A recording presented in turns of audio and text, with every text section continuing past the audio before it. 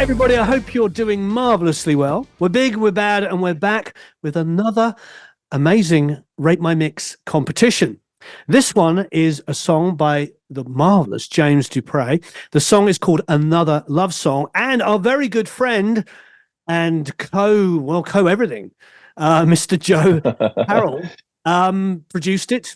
I presume you engineered it, didn't you, Joe, and mixed it? I did indeed. Great. And so we're very lucky. We're sitting here with James as well. So, of course, there will be a link down below for you to go to the Rate My Mix page, download the multi-tracks, and mix away to your heart's content. But we're very excited here because we're going to talk about the recording. And Joe, you're going to give us a... Actually, have you done this yet? A little mix breakdown, like a 15-minute one? I have not. I've had so many label deadlines I've been plowing, but I will do that. How dare you be busy with work? Next week, I will get that out the door. So we're going to talk a little bit about the recording here. Joe recorded it at his studio, Treasure Isle, which is a beautiful studio in Nashville and has a long history of incredible records.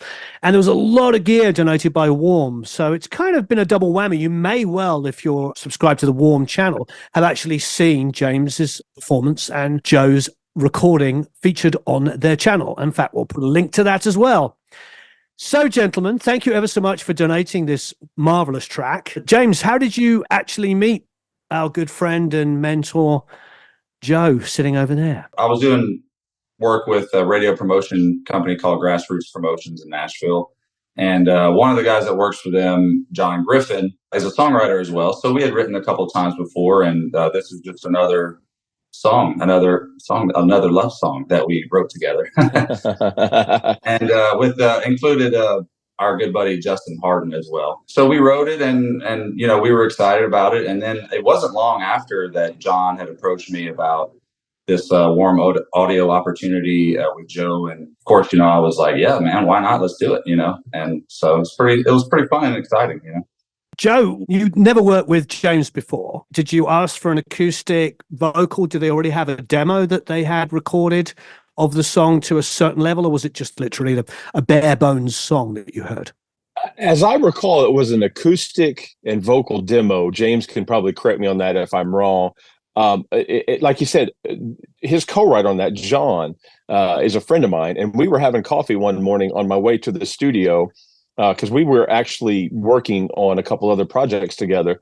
And that's when I told John, I was like, I need to find a great male country artist to record on a Warm 47. He's like, I just wrote a song with, a good friend of mine, and he's got a voice that probably sound amazing on that microphone. He sent me the demo to listen to, and I was like, man, this is great. This is going to be a ton of fun because we can make it kind of a big track. We can have drums, we can have bass, we can have multiple passes of electrics, acoustics, keys, vocals, harmony vocals, just a big modern country thing that was kind of a little bit of a rocky edge to it, kind of an aggressive country tune. Just so you know, Warren, we had some great Nashville stud full-time studio players on drums, like I said, drums, bass, keys, electric, acoustics. The guys that you hear on the radio all day, every day on hits from Luke Bryan and Taylor Swift and Florida Georgia Line and all these other staple country acts. We had them in the studio that day playing on James' tune. So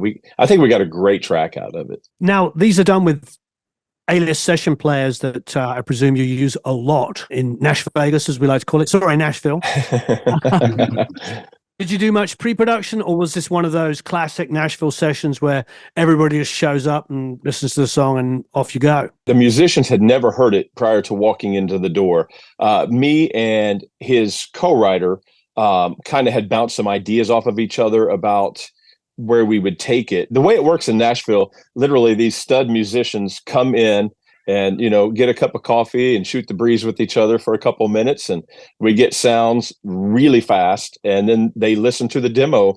And the next thing you know, the drummer counts it off and it sounds like a record. And we're so blessed to have the musicians of that caliber at our disposal in this town. They make me look better than I am. They're just so good at what they do. I will get credit as a producer on that track, but James will, I'm sure, no doubt, attest to this. The production kind of turns into the way we do it. at least the way I do it, there's not a strong hand, hey, this is the way it's going to happen. When you hire people of that caliber, the Jeff Kings on guitars, the Jacob Lowrys on on bass, you have a room full of 5 other producers in the room, right? So that are incredibly gifted and intelligent. By the end of the session, when the song is on tape and captured, it's always a collection of 5 or 6 different producers. Even one of us may get the title, but in reality, so many of the little ideas that come out of it are a combination of everyone that's in the room. I feel like that's what makes tracking sessions in Nashville so great, is you have all this high quality talent in the room at one time, bouncing ideas off of each other to make what you start out with bigger and better than it ever could have been on its own with one brain. You've got 6 geniuses out there in the room bouncing each other's off ideas that turn it into something greater than it ever could have been otherwise. Yeah, I think also that it also takes a good producer to be open-minded enough to allow the other musicians to give their input, because that's not always the case. The way Joe's describing recording is pretty much the only way I've ever recorded, or the way I love to record, which is to hire the best musicians you can for the job and then give them the freedom to do what they would do, because it's like each individual player is like a little mini producer, like the producer of the bass is the bass player. Yeah. But of course, you have to be there to guide them and get the most out of them. That's usually my favorite day of the studio, is when the whole band's in there, and you kind of get to just tell stories with all these guys, and hear them talking about all these other albums that they've played on and this and that. It's just a really fun day in the studio. Of course, I also do love vocal day too. I mean, that being a singer, I think we got a great performance on James that day. I think his voice sounded amazing. So I think these guys are going to have a lot of fun. They're going to get tracks by some of the best studio musicians in the world, recorded by maybe the recording is the lowest quality thing in there, but I'm just kidding. But it's a great song. And also, I'm joking. I think we got great tracks, but James sang his tail off. And I just think there's a lot of guys out there that don't every day get to work on stuff of that caliber. And so this is going to be a lot of fun for them, I think. So to pull up tracks and be like, oh, wow, let's dig in. Give us a little bit of an idea how this was recorded. We have a Trident. It doesn't belong to me, but it's part of the package that's, the bones of the place when I moved in. But I will admit that most often I go outside of there and use external pre's. I have, quite a selection of between real Neve clones from a couple different companies, APIs, API copies, and some tube things like Universal Audio and Locomotive Audio, the stuff that they all expect, 1176s, 2As, 3As, DBX 160s. We've got a lot of it.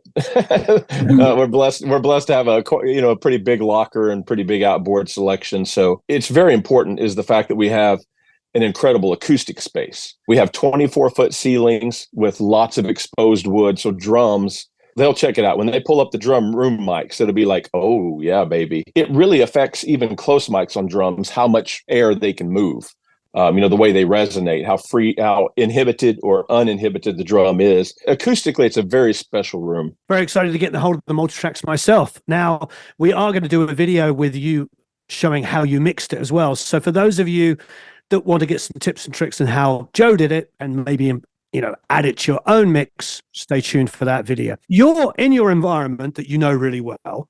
You're working with musicians that you know really, really well and have probably recorded room many, many times as well.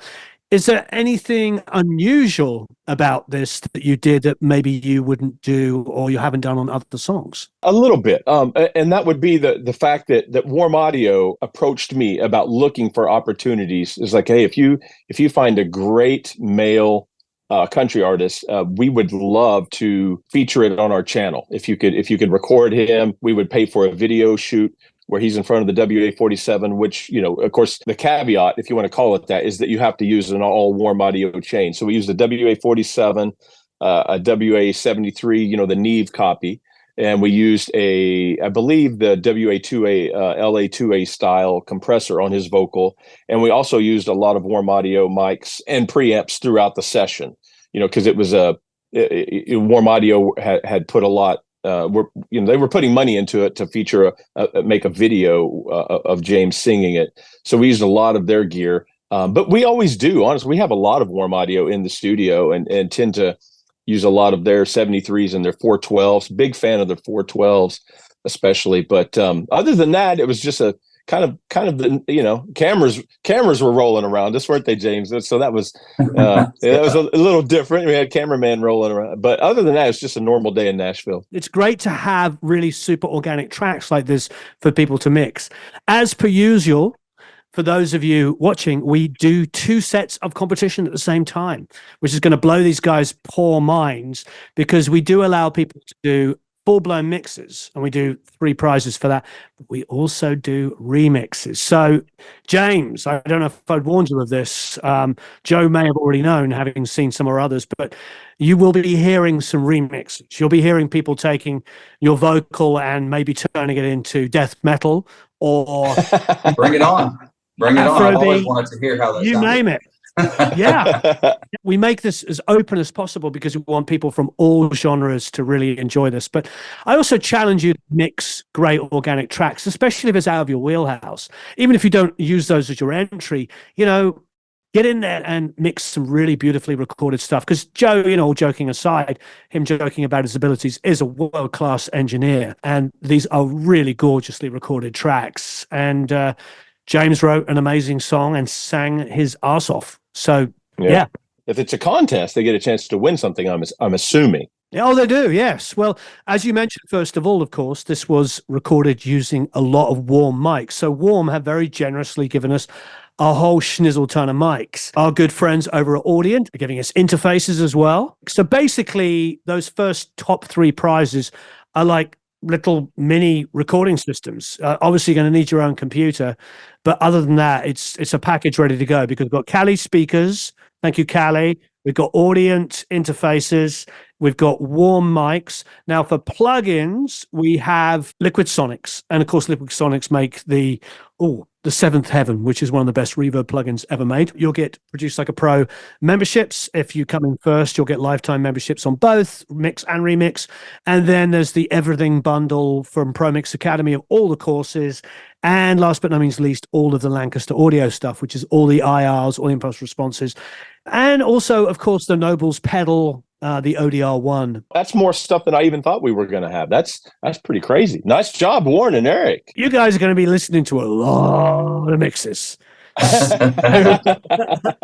I'm excited to do it. Well, the way to do it, and just so everybody watching understands, is we just do this piecemeal. As they come in, just listen. The last thing you want to do is leave it to a week of your life. I think we tried that on our first one, and our heads exploded. You have to listen to them as they come in, and you have to create. The way that I do it is I create 2 piles. I do an A or B. You have a sort of this is a good mix. I like this. It goes in pile A. And then there's it's not good enough. It doesn't meet that certain level. That goes in a pile B. And that pile A can still be a few hundred songs. So just so you know. And then you have to go through the pile A once more and kind of really raise the bar. But you really have to listen to everything first of all to get a feel for where the bar is set. Mm-hmm. The first time I did it, I maybe had the bar a little low, and I got 2,500 mixes the first time around we did one of these. And I think 1,100 made it into the pile A. And I realized it was I was being a little too low, but that was good for me. Then I went back and listened to those 1,100 and got it down to 3-ish hundred. And usually we can end up with a strong top 100, and then sort of take it from there, and then pick the top 6, between mixes and remixes from there. It's a process. There's always going to be differences of opinions and stuff like that. We did do one mixing competition where there was a real popularity contest on a mix, and lots of people really liked this one person's mix. But when we put it up against the winner, we were like, it's a good mix, but it's got low end issues. It's distorting. There was just things that were good about it, but there was not enough to overcompensate, to put it in there. But that's the whole part of the process. There's always going to be people that disagree with the decision making. And I have to say this, ultimately, we're talking to the producer and the artist. And you guys and girls as mixers, these are the only two people that matter. I can say, but it's the truth. If it doesn't get past the producer and the artist, it doesn't matter. I might think I've done the greatest mix of all time. But if you two don't like it, it doesn't matter. I can scream and say you're wrong. You are the main guys, the artist and the producer. Yeah. Yeah, that's true. That's the way it is in the real world. If I do a mix, in the real world. Whether I get hired to do it is based on the artist and the producer, and whether or not they like it and accept it and pay me, is up to the artist and the producer as well. So yeah, that's real world. That's the way it is. We don't always like it. We don't like it, but that's the way it is. Yeah. Oh, I've got a million emails from people telling me that their mix, should have been on this album, or should have been this and should have been that. And I'm like, I get it. That's so many people say those things, but it wasn't. Right. Yeah. Yeah, exactly. That's true. We have to pay our dues. I mean, quite often, I'm sure Joe, you've many times you've brought the A game and you think you've got it and you just don't get it. And that's true. Yeah. It kind of sucks, but that's the reality of the music business. But yeah, you've got to impress these two fine fellows. Yeah, that's true. Well, I know James is looking forward to it, and so am I, because him and I spoke about a week ago off camera about doing this kind of thing, and he was pretty pumped about it. Yep, it's gonna be fun. I've never actually done anything like this, so I'm really excited about this. I love that. Being green is a good thing, because I think that people can get a little bit jaded when they do these kinds of things over and over. And I think when I came in green, I listened to everything probably 4 times more longer than I should have done. But I like that. I think the people entering this competition are going to feel like they're going to know that you've got youthful enthusiasm for this. You're not going to be cynical about it. And I think that's actually a wonderful thing, James. Cool. Yeah, great. Excellent. Well, thank you, gentlemen. Everybody look out for Joe's mix. Should be coming up a day or two after this. And you can use it as a guide for how you might want to mix it. Of course, for those of you who want to remix it, have at it. The only thing I would ask is that you definitely have the vocal. And if you can, at least build it off one instrument. If it's death metal with disco in it and it sounds amazing, that's all that matters. Yeah.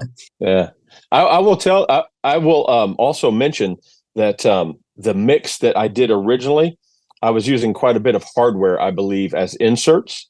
And I'm in a completely different room now. So I'm going to have to, when I open it back up, that's one of the reasons that I haven't filmed the mix breakdown segment yet, is because I have to go back in and try to recreate some stuff. It's like, I had a 1073 on this one. I had a whatever. So, so it my final mix now may be a tiny bit different than the one you hear on YouTube, but I'm going to do my best to match it.